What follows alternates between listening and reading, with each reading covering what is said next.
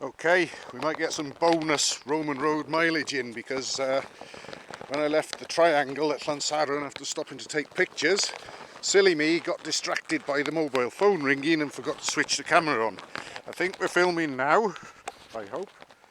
Yes, we are. So I'm going to double back and go back from where we are on the Roman road to the triangle and then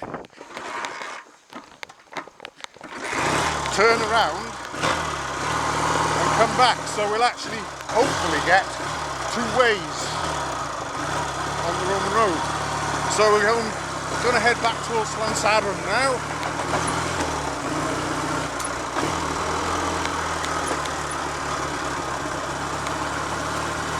There's me riding along describing all sorts of stuff and the camera wasn't even on. Basically, well, I'll describe things as we go now anyway. It's quite bumpy and jarry on the front end. Sprung hub feels a little heavy and wayward. It's difficult to pick a precise line on a bumpy lane. It's not too wayward, it's manageable.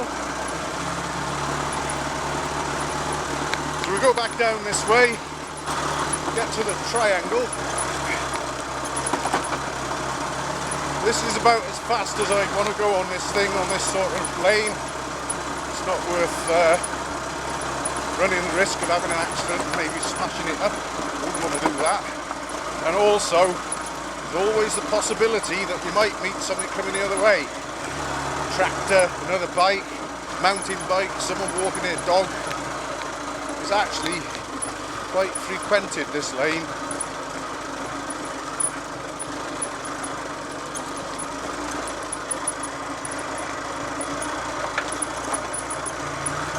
So we'll go up to Llansadron and on to the triangle where I took the photographs, where I stopped before,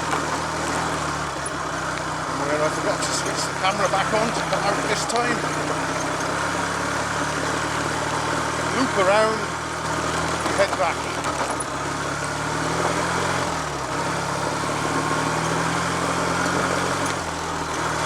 It's amazing to think that this was a sort of enduro bike of its day.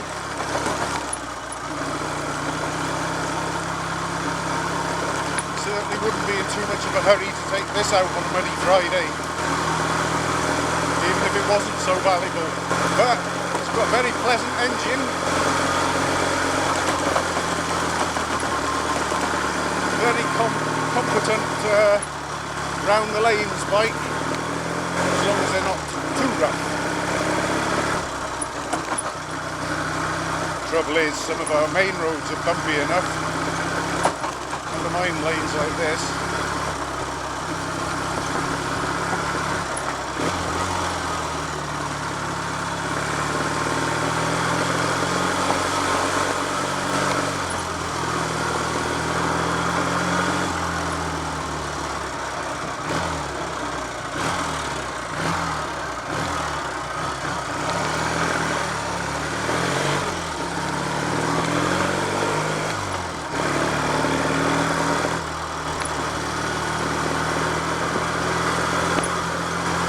This bit of road is like a motocross track in itself.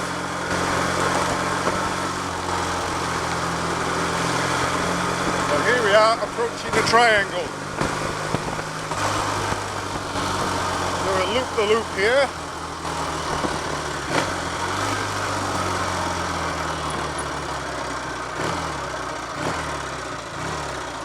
And there we got Llynarvan, the mountains of Llynarvan straight ahead of us.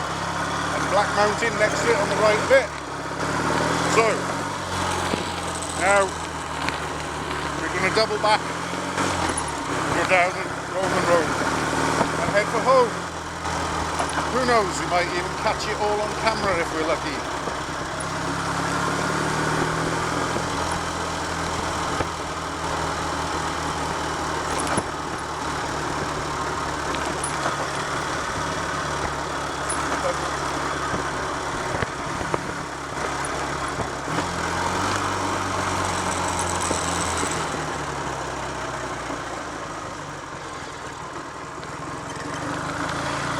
go. Hopefully this time we might catch it on video.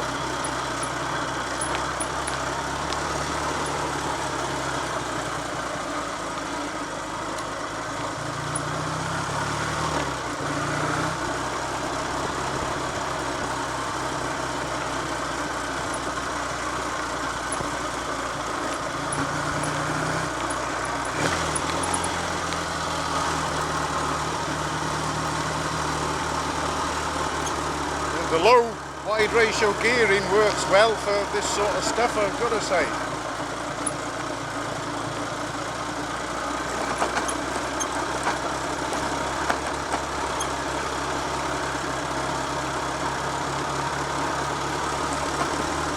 And here we go, we're still in second gear at the moment. We'll soon, no doubt, be going down to first.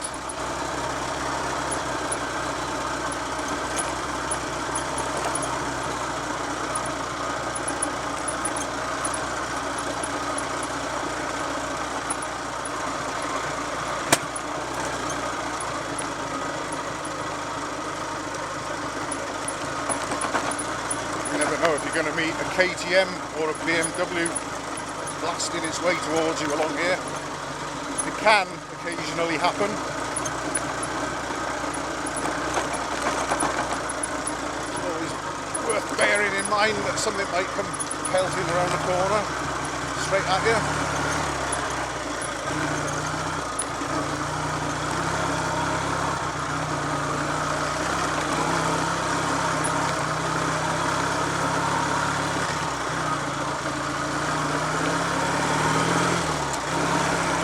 Sort of feel the weight of the rear wheel with that sprung hub in it, and its slight sort of tendency to want to go its own way. Not by much,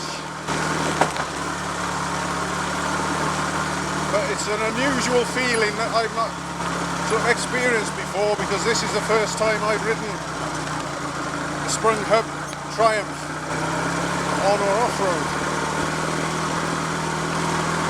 Mind you, this is hardly off-road, but a few bumps and jolts, isn't it? Right, all up on first gear, going up this rut, feel every stone.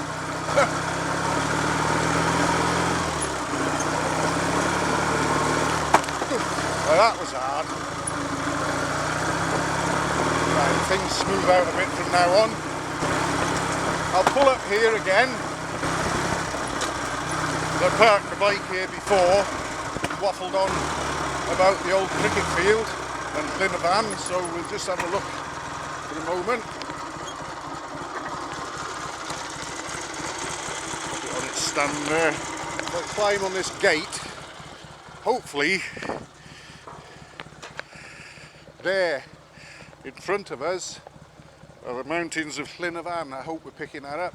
And over to the right of them a little, the Black Mountain, in the Towie Valley, sort of beyond down there. This is the old cricket field, this with this lovely long grass on it. Hasn't been used as a cricket field for quite some time now though. Anyway, if we're still filming, we are now going to head for home.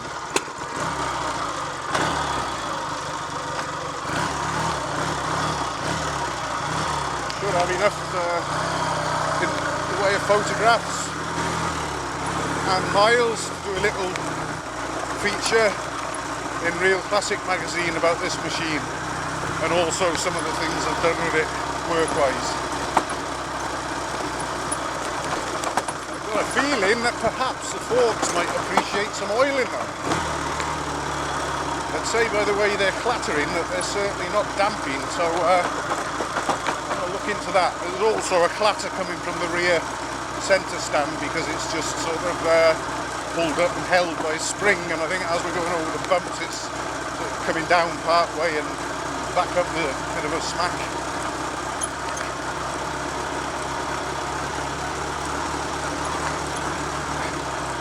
Anyway, this is the first time I've had a Fonz type machine at the workshop and to ride.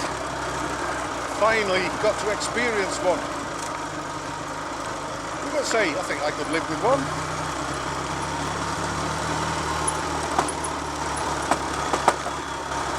There's definitely a of a knock when the forks top out there.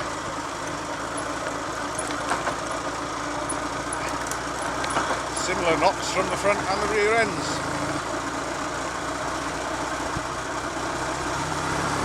Centre stand and forks both clattering away in unison, trying to compete with each other, I think.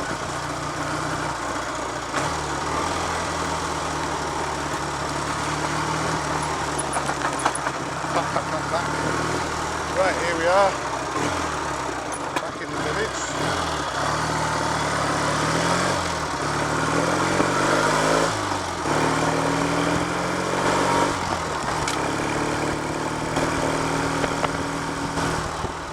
It does run very nicely, I've got to say.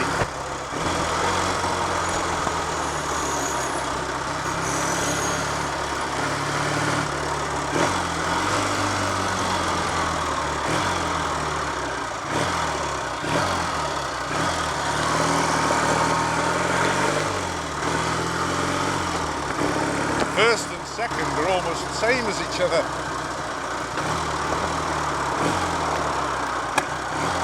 Here we go. Locked in at the junction again. Of course we are. Come on, out of the way. Sod off.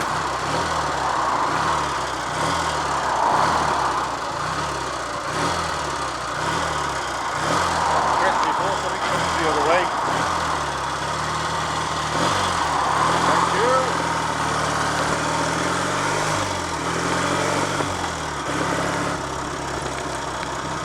Yeah, you got first and second very close together, second to third not quite so close, and then third to fourth the big jump. That's the wide ratio gearbox for you.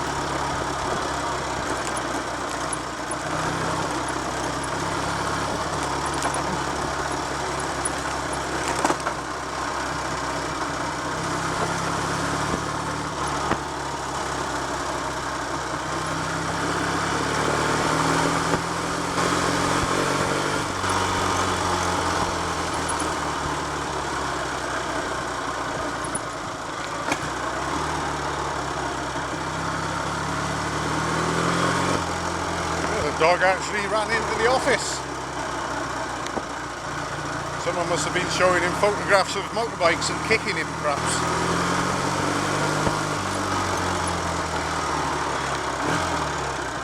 I promise I haven't done anything unpleasant to him, for anyone who might be wondering. Well, that's a very welcome development if things stay like that.